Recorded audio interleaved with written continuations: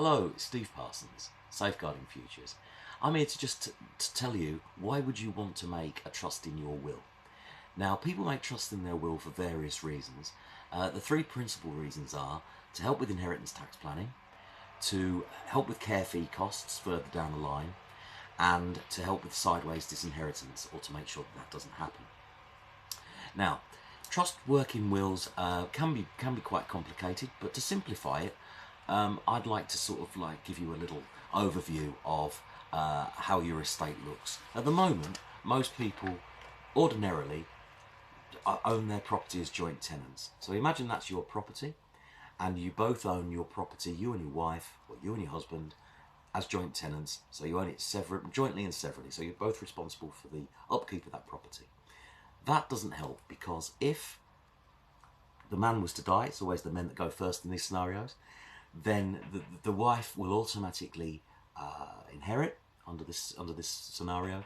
And if she marries again, she might marry someone with children, and if you've got children from that marriage, then her children, if she passes away, will get your estate. Now, that obviously isn't something that we really want to happen.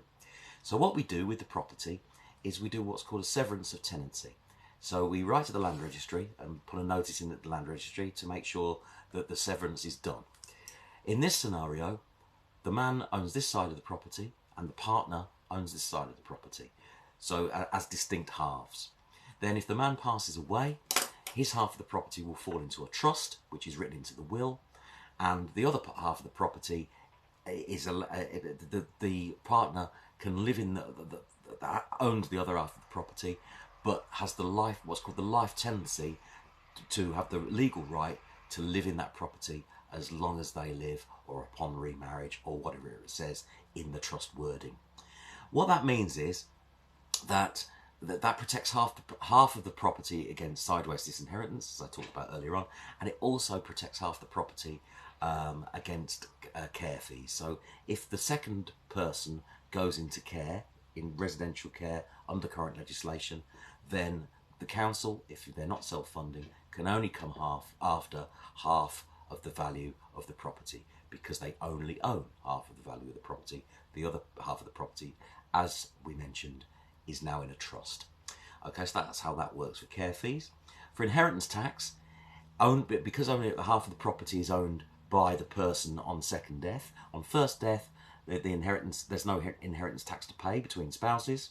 But if only half of the property is owned by the surviving spouse on second death, because as you remember, the first half has gone into a trust, then that means that there's less inheritance tax that may be liable on that estate.